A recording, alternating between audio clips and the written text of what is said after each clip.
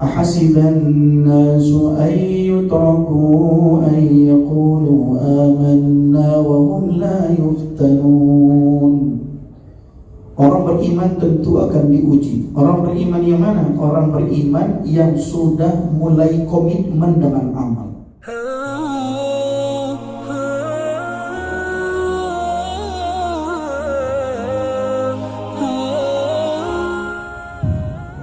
Assalamualaikum warahmatullahi wabarakatuh.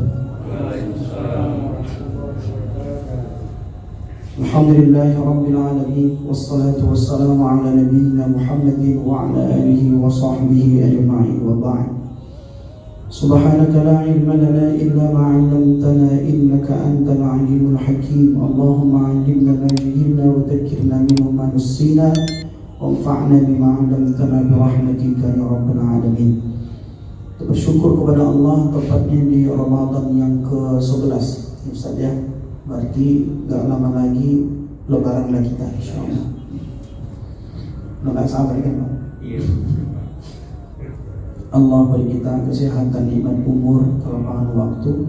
Hidupnya kita hari ini insyaallah menjadi penambah amal bagi kita. Karena kata Nabi, "Idza maradtum bi riyadil jannah farta'u." Jika taman syurga telah dibuka, duduklah di taman itu. Wa riyadul jannah ya Rasul, mana taman syurga ya Rasul? Nabi jawab, qala hilakut dzikri wa majalisut ta'lim. Majlis zikir dan majlis ta'lim, majlis ilmu. Lalu salawat dan salam kita haturkan ke ruh baginda Rasul Muhammad sallallahu alaihi wasallam. Allahumma salli wa sallim wa barik ala nabiyyina Muhammad wa ali Muhammad. Ayah anda bunda dirahmati Allah yang kita muliakan, Ustaz Faisal Al-Hafidh.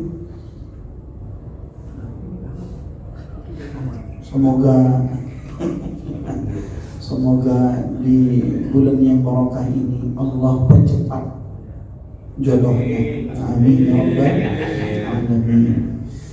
Cukuplah hilal yang tak nampak, jodoh jangan sampai tak nampak. Kalau hilal harus pakai teropong ya. Kalau jodoh tuh ya, harus elok-elok dan pula nengok. Ayah dan bundaku, tausiah ini tausiah singkat, insyaallah akan berakhir sebelum berbuka ya. Jam 1 kan udah berbuka, bayang setengah hari. Nah Bapak Ibu dirahmati Allah, saya lihat judulnya itu tertempel di pintu, memahami atau mengenal ujian, musibah, dan itu aja. Mungkin ada 3 itu harusnya, ada ujian, ada musibah, ada bala atau azab. Tapi sebelum itu, ayah dan bundaku, ketika masuk bulan Ramadan, kita umat Islam ini terbagi kepada 4 kelompok biasanya. Dimanapun kita berada masuk Ramadan, umat Islam ini terbagi kepada 4 kelompok. Yang pertama, ada kelompok yang rajin sholat tapi tak pernah puasa. Sholat dia rajin tapi tak pernah puasa. 5 waktu hadir, tarawih hadir, subuh hadir, zuhur hadir, tapi tak pernah puasa.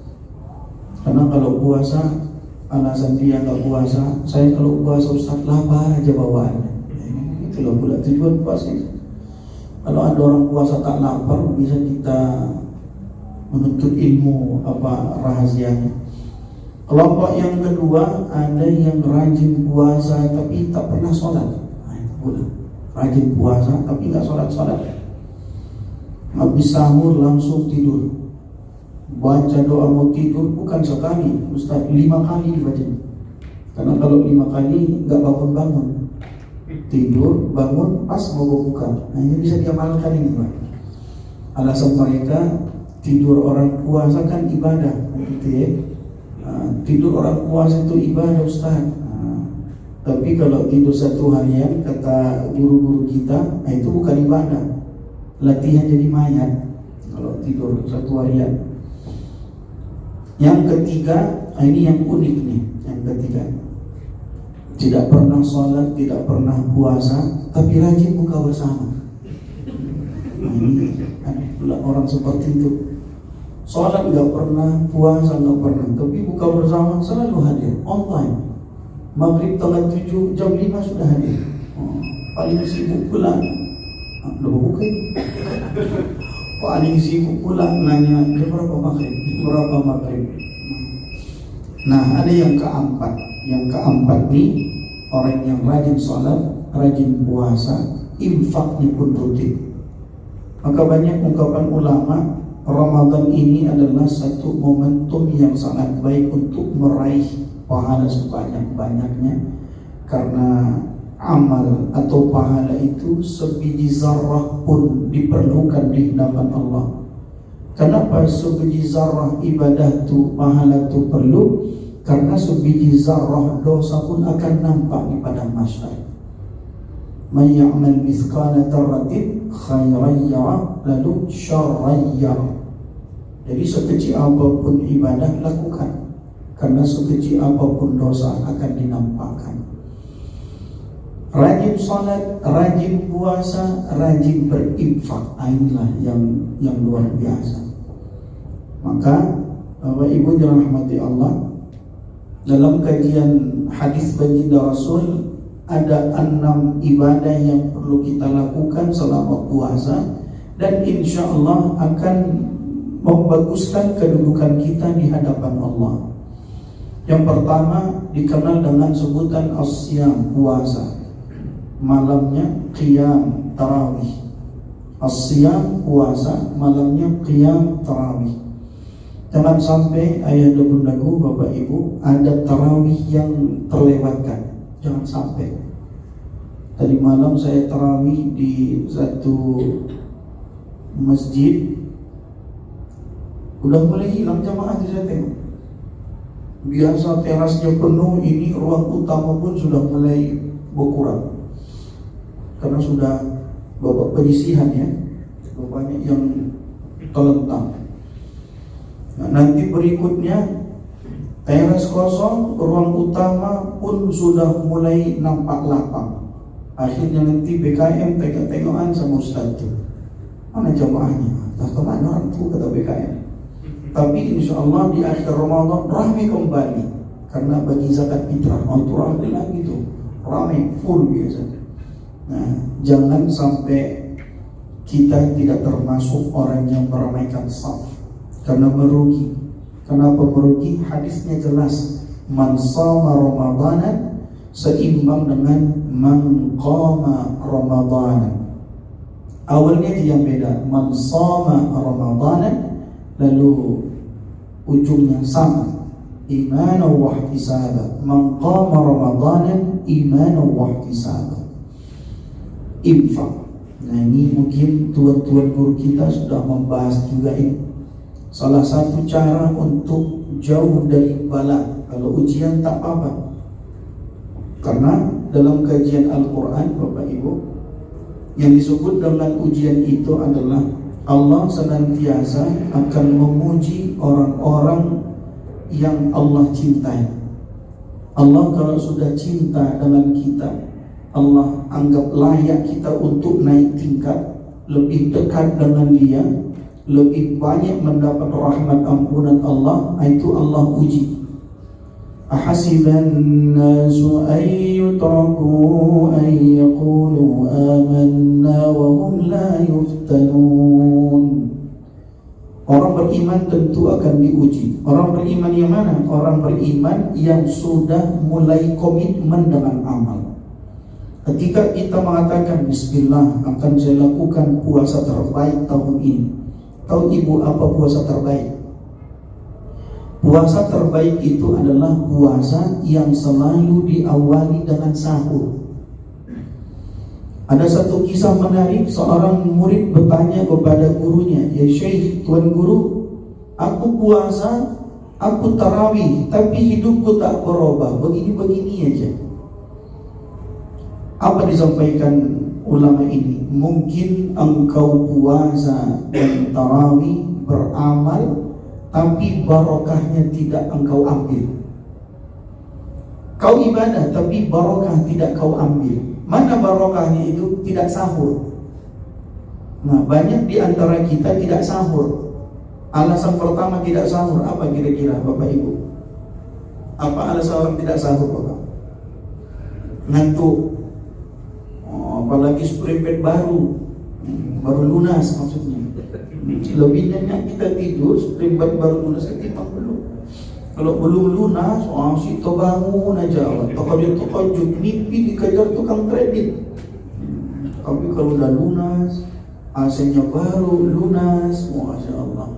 Nampak dingin. Kalau belum lunas keringatan awak. Asal mau tanggal 14 keringatan lah itu. Karena jatuh tempo kredit. Hilal belum nampak gitu ya. Alasan orang tidak sahur, satu, payah bangun. Yang kedua, ada orang mengatakan saya tidak sahur Ustaz. Kenapa? Tahan ya Ustaz. Tahan aku puasa nggak sahur. Makanya nggak sahur. Hidup kita yang beragama nih bukan perkara tahan tidak tahan, kuat tidak kuat. Konsepnya sederhana, sami'na wa ata'na, itu aja. Maka dalam hadis sahih Allah membanggakan seorang hamba yang puasa diawali dengan sahur. Kalau ada orang puasa sahur, Allah umumkan di hadapan malaikat. Redaksi hadis ini disebut Allah dan malaikat bersolawat kepada orang yang sahur ketika puasa. Maknanya curah rahmat banyak. Allah berikan dia kelapangan, keluasan, dijauhkan dari masalah. Ketika ada masalah Allah kasih tahu solusinya. Maka jangan sampai tidak sahur. Dulu kata guru saya, orang yang sahur Allah umumkan, hai malaikatku, nah ini nih hamba yang patuh terhadap perintahku. Enaknya tidur, dia tinggalkan nikmatnya tidur demi patuh kepadaku. Ini hambaku. Adapun orang yang tidak sahur karena ngantuk, ya mungkin Allah umumkan juga. Nah ini contoh hamba yang mengaku aku Tuhannya, bagi Muhammad nabinya, tapi dia lebih mengutamakan keinginannya ketimbang kepatuhan kepadaku. Apa tujuan puasa? Biar lapar, biar haus. Mana lebih lapar haus orang yang sahur atau tidak? Lebih lapar tidak sahur. Karena kalau dia tidur jam 11, nambah jam puasa dia 6 jam. Beda dengan yang sahur. Sahur makan dia tambu-tambu, dua apa baskom namanya. Minum gelas ajaib ditambah lagi teh manis. Makanya orang yang sahur salat subuh lebih tegak. Yang tidak sahur udah meleleh aja bawaannya. Orang yang sahur lebih semangat. Allah lebih suka dengan yang sahur, padahal lebih lapar yang tidak sahur. Maka yang tidak sahur bangun subuh udah kering tenggorokan, kering bibir. Yalah, ruang ber-AC. Tidur ber-AC, di bank ini dingin pula ya. Ada juga dia yang tidur pakai kipas, kipasnya satu arah ke muka tuh. Oh. Ini jam 1 salatnya ya. Silakan ya. Nah, jadi sahur, karena sahur itu barokah. Ini ada minum-minumnya kan? Agak kering juga ya. Sahur, jangan tidak sahur. Nah, Bapak Ibu dirahmati Allah, sahur menurut versi Nabi beda dengan kita, beda dengan saya, beda dengan Ustadz Faisal, karena kami orang Mandailing. Nah, sahur menurut kita, kalau diajak yuk sahur bareng, yang terlintas di pikiran kita apa itu sahur Bang? Makan nasi, pakai rendang, minimal kentang sama kacangnya, sampai berminyak kumis tuh. Tapi kata Nabi, sahurlah walaupun sekedar makan sebiji kurma. Makan kurma sudah sahur, sudah ada barokah. Atau sahurlah walaupun sekedar minum segelas air putih. Nah, ini versi Nabi sederhana. Kenapa Nabi suruh makan sebiji kurma pun sudah sahur? Yang tidak kuat mengunyah, susah Ustaz mengunyah kalau sahur ngantuk, udah telan aja air putih itu. Betullah konsep di Quran, yuridullahu bikumul yusra wa la yuridu bikumul usra. Allah ingin ibadah ini gampang, ringan, sederhana. Nah, tapi versi kita orang Mandailing, Ustaz Faisal ya, maunya kalau sahur itu makan tambu-tambu, mulai dari bosila, selonjor, nyender, telentang. Itu nih sahur itu. Maka banyak sekali orang cerita datang sholat subuh agak lemas kawan tuh. Kita tanya, kenapa ibu lemas masih subuh? Enggak sahur kami Ustaz. Kenapa enggak sahur? Kena musibah kami Ustaz. Loh, musibah apa ibu? Itulah Ustaz, jam 12 malam sudah aku masukkan ya beras ke rice cooker, terus lupa lah pulang Ustaz. Pernah terdalam itu? Masukkannya beras rice cooker itu lupa dia nekan tombol masak. Sibuk main TikTok pula. Masukkan, cokkannya, tidur. Buatnya alarm 5 kurang 15. Subuh 5 lewat 7. Jam 3 sudah dibanguni dari masjid. Ibu ini berpatokan alarm. Bangun, sudah bunyi alarm, terduduk, tunduk pulang lagi. Duduk di meja makan. Ambil rendang, ambil keripik, kerupuk, jam sudah 5 kurang 5. Maka begitu ditengok nasi, merepet beras tuh. 6 jam ibu rendam kami ya. Akhirnya kemana ibu? Itulah Ustaz, tak sahur kami. Gak sahur, gak makan sama sekali. Cuman makan pisang Ambon kami Ustaz. Nah, pisang Ambon kan segitu. Kalau makan sebiji kurma saja sudah bisa disebut sahur. Kami orang Mandailing ibu makan pisang begini, itu gak sahur. Makan pisang, iya Ustaz, cuman pisang gak sahur. Banyak, memang standar katanya. Standar itu gak sahur. Tanya Ustaz Faisal. Ya. Maka saya sampai hari ini orang kampung pula kami, sama kampung kami Pak. Sama kampungnya, dekat. Saya sampai hari ini merantau sudah 22 tahun di kota Medan nih. Kalau makan lontong tetap harus pakai nasi saya Pak. Padahal lontong sama nasi kan saudara kembar, saudara kandung. Kalau saya sarapan makan lontong nggak pakai nasi, belum sampai kampus UIN, Simpang Unimed, lapar balik saya. Saya dekat ke kampus UIN, Lenda Sujono, gang Kapten Jamil. Beda satu gang aja Kapten Jamil, gang tengah tuh baru Unimed. Berangkat makan lontong sampai Simpang, udah minta lagi pergi. Tapi kalau makan lontong pakai nasi tahan sampai sahur. Ada juga orang nggak sahur kami Ustaz, nggak makan, cuman roti Ustaz. Nasi ada, terus rendangnya hilang Ustaz. Dimakan kucing, piringnya pun telungkup semua. Nggak makan, telur tak ada pula, cuman makan roti lah. Nggak sahur, makan roti. Untung ada roti bantal Ustaz. Banyak, emang sebesar bantal memang. Pakai teh manis. Nggak sahur juga. Nah, jadi ayahanda bundaku, raih barokah 11 bulan ke depan setelah Ramadan dengan sahur. Orang yang puasa tidak sahur beda dengan orang yang sahur puasa. Allah umumkan kepada malaikat dan barokah menyertai kita. Jadi puasa, tarawih. Nah, tarawih jangan tinggalkan. Tarawih. Jangankan ujian dan musibah, neraka pun Allah haramkan untuk kita. Lalu infak. Nah, ini infak ibu infak. Jangan biarkan kota infak itu lewat berlalu begitu saja. Rutinkan infak. Gak usah banyak-banyak, 1.000 aja setiap tarawih. Tapi rutin 1.000 tiap tarawih, 1.000. Nah, biasanya kalau uang 1.000 itu biasanya dilipat kecil itu sampai melipat pun di bawah teluk, lipat kecil, masukkan, tutup pakai tangan kiri. Awak kirain takut ria, rupanya takut malu. Jangankan orang sebelahnya, malaikat rokib nggak tahu berapa baju. Saking kecilnya dilipat. Malaikat rokib kan punya tuh berapa infak ini, nggak nampak. Sangat kecil. Itu pedang pati murah udah kemana-mana bentuknya. 1000 aja, datang subuh 1000 lagi, datang zuhur 1000, asar biasa nggak datang karena lagi bisa masak, maghrib belum datang ke masjid karena buka amas sudah jadi itu ya. 1000 aja satu malam.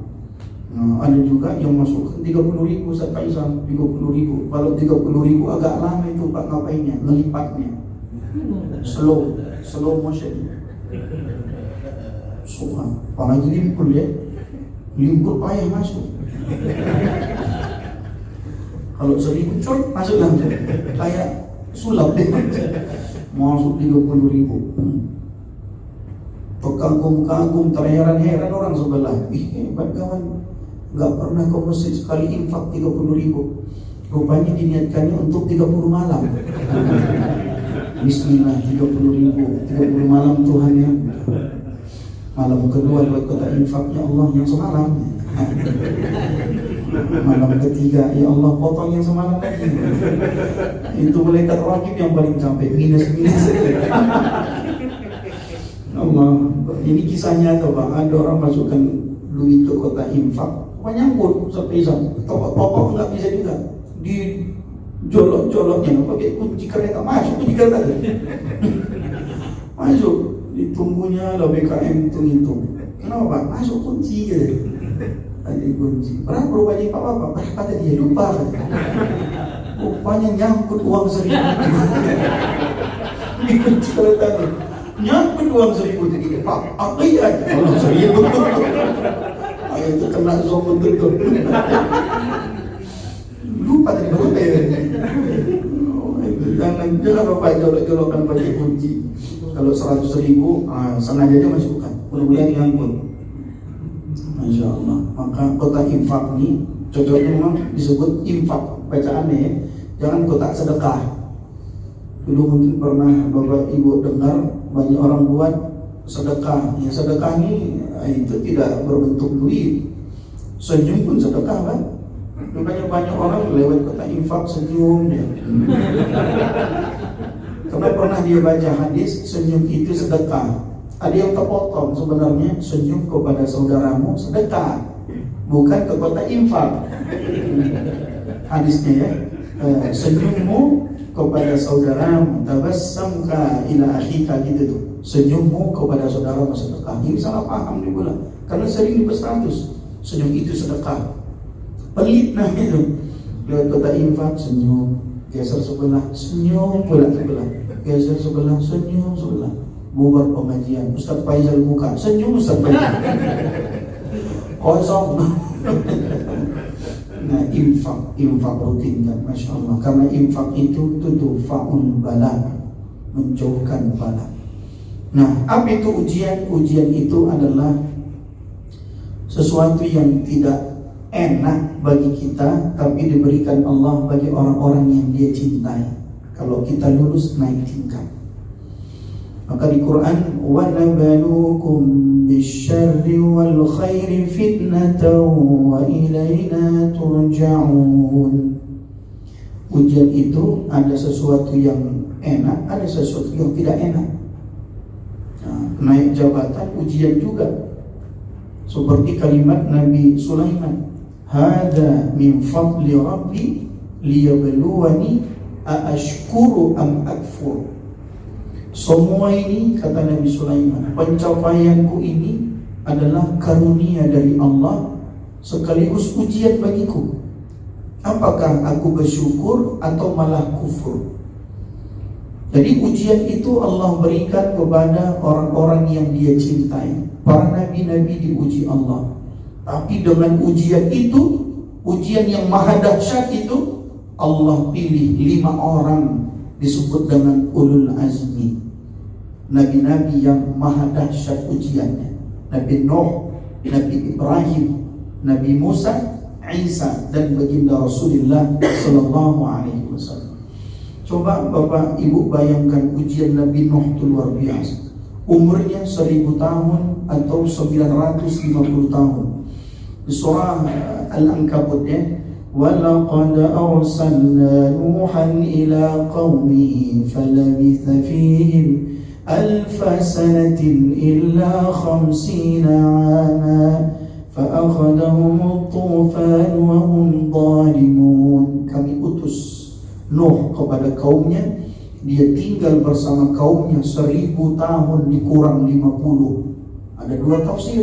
Ada mengatakan Nuh umurnya 1000 tahun, diangkat jadi rasul umur 51. Ada yang mengatakan Nabi Nuh umurnya 150 tahun saja, nggak sampai 1000, karena ada pengurangan. Bagi Allah ada 100 nama illa wahid. Allah tuh punya 100 nama kecuali satu, maka nama Allah 99. Orang-orang sufi tasawuf malah mengkaji 99 yang Allah kasih tahu namanya, ada satu yang Allah rahasiakan. Mana itu? Terus dicari-cari mereka sampai ada yang sedek. Begitu. Gak usah cari-cari yang satu tuh bang.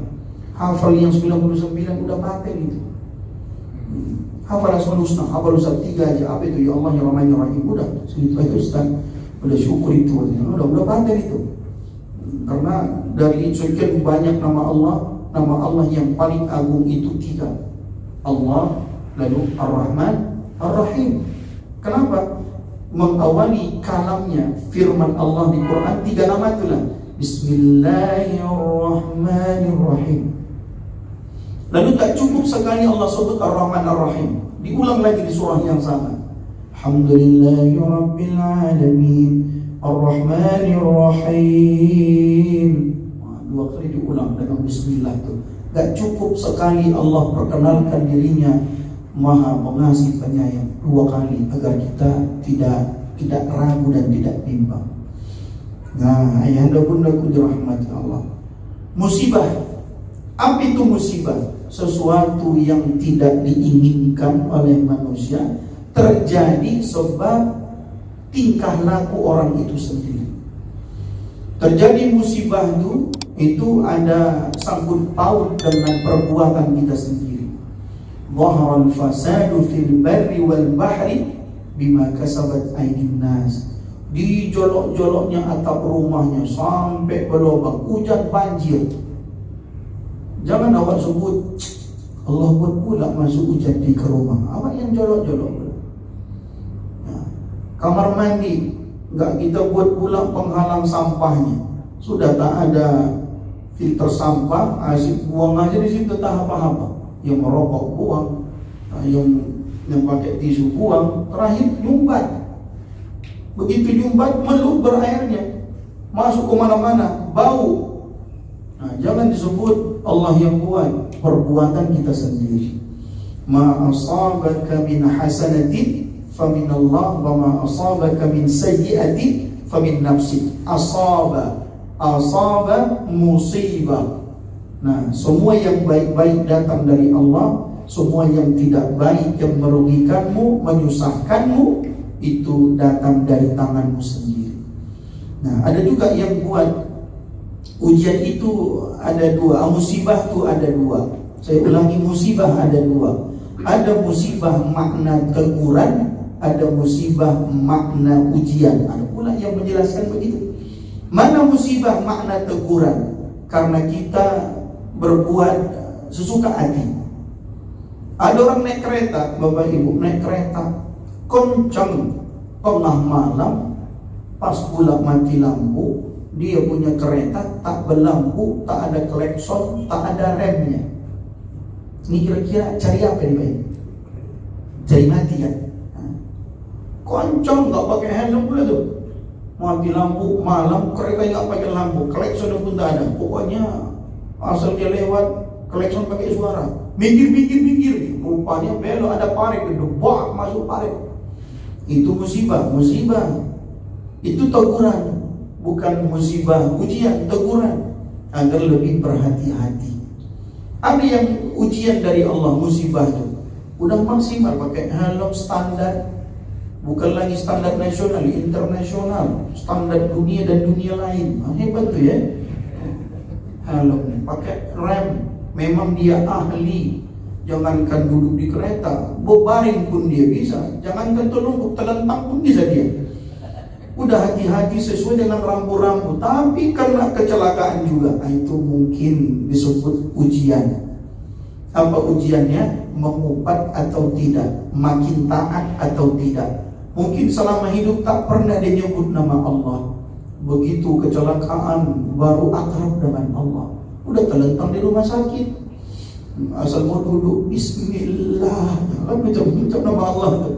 Biasa kalau sehat suka-sukanya itu mau minum tangan udah bunyi Bismillah, Allahumma lakasuntuk. Salah baca pula aja. Ada ujian Allah agar lebih dekat kepada Allah. Nah, tapi semua itu dirangkai para ulama disebut dengan takdir. Nun wal qalami wa ma yasturun. Nun wal qalami, demi pena. Kalau dibaca wal qalamu dan pena, wal qalami berarti wawnya waw qasam, waw sumpah, demi pena.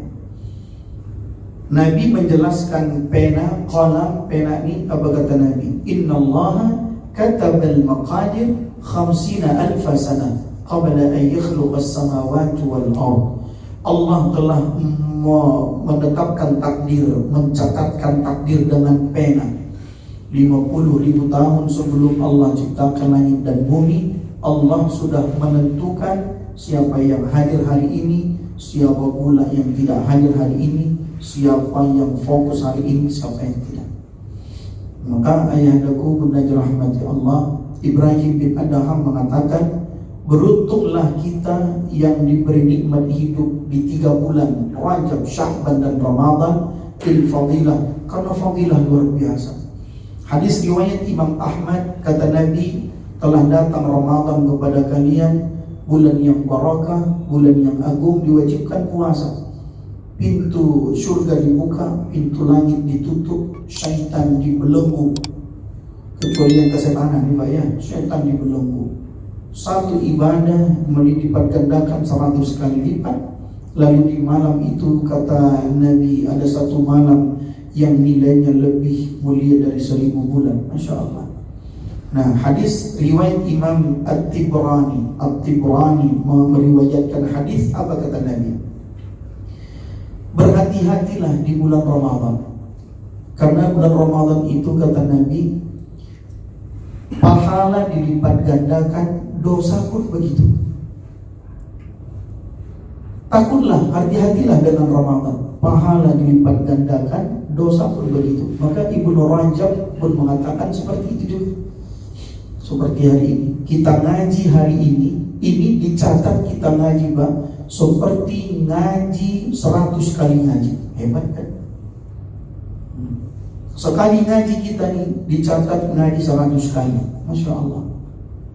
Tapi keburukan pun begitu, dosa pun begitu, yang tak baik pun begitu kalau kita lakukan. Sekali kita ngaji dicatat 100 kali. Sekali kita ngaji dalam keadaan ngantuk, ya kan? Dicatat juga ngantuknya 100 kali. Gitu kan bisa. Jadi sekarang ngantuk 100 kali itu. Nanti berbuka awak kasih bakwan sama orang sebiji, itu nilainya seperti sedekah 100 biji bakwan. Tapi sekali awak rondokkan bakwan orang, awak rondokkan sebiji, itu dicatat merondokkan bakwan 100 biji. Karena bedanya, pernah mungkin saya ungkapkan juga, bedanya Masjidil Haram dengan masjid di Indonesia beda kali Pak. Masjidil Haram, Masjid Nabawi, kita duduk di luar Ramadan, apalagi Ramadan, kita duduk nunggu waktu, ngantuk. Begitu bangun, udah ada kurma depan kita, ada syai, ada teh.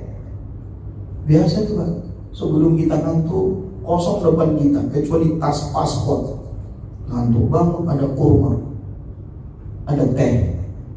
Itulah hebatnya Masjid Haram, Masjid Nabawi. Awak tengok satu-satu, kurma semua. Beda dengan masjid dekat rumah kita. Nunggu buka, udah ada bakwan, ada risol, ngantuk awak dikit, bangun, pindah di sana. Awak kedua, entah, lompat di mana.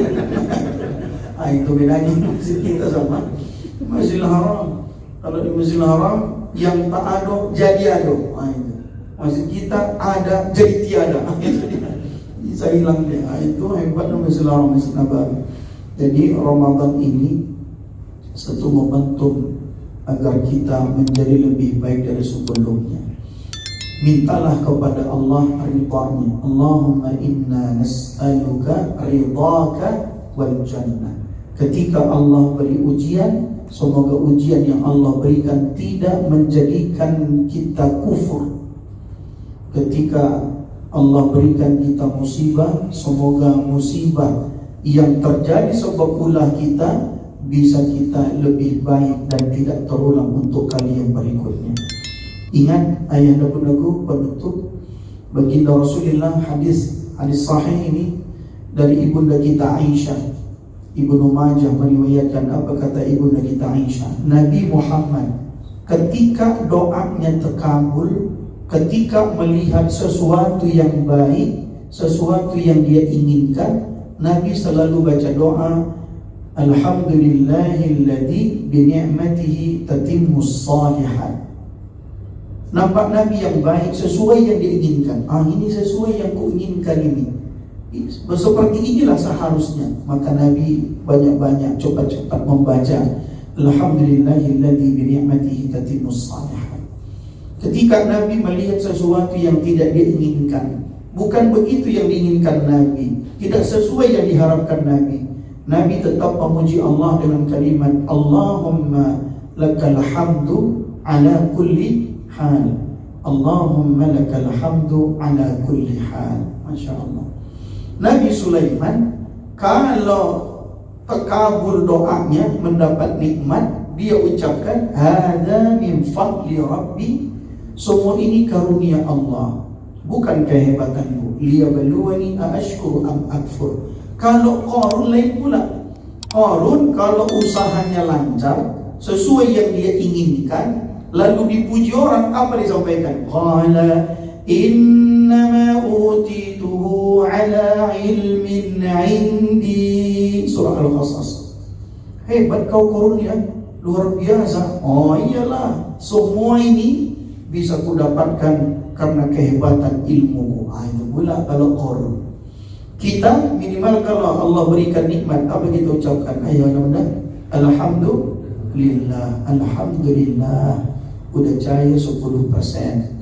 Kalau udah 100%, Alhamdulillahi Rabbil Alamin Ar-Rahmanir Rahim Malik Yaumiddin. Kau panjang bu, 100% Ustaz, udah cair, meleleh-leleh.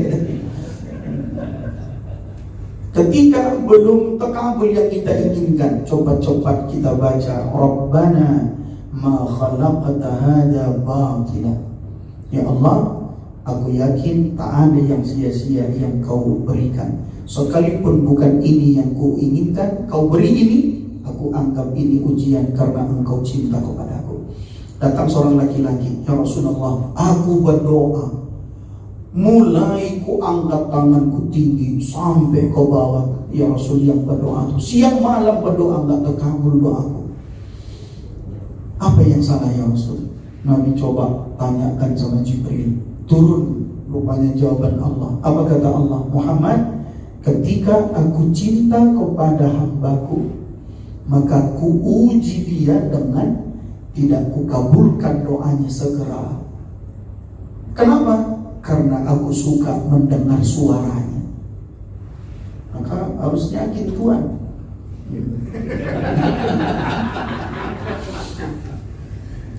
Ketika Allah suka dengan suara seorang hamba, doa kita nangis-nangis, enggak terkabul, yakinkan diri kita, ma khalaqta hadza batila.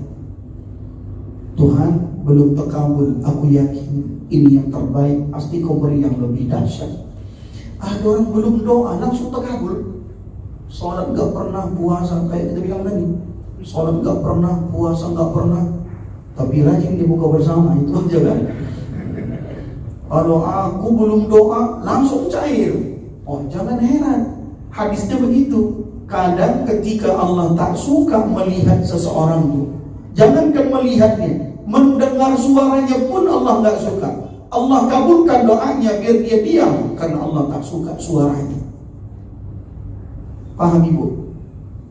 Nggak paham? Memang jam segini agak susah memahami ceramah karena belum makan kan. Nah, contohnya ibu, kita duduk di rumah makan ayam geprek. Ayam geprek apa namanya yang terkenal itu ya? Apa namanya Pak? Ya? Ya, ada itu banyak ayam geprek ya. Kita duduk makan ayam geprek atau ayam pedet Rahmat dulu yang terkenal. Tiba-tiba datang pengamen, Ustaz Faizal.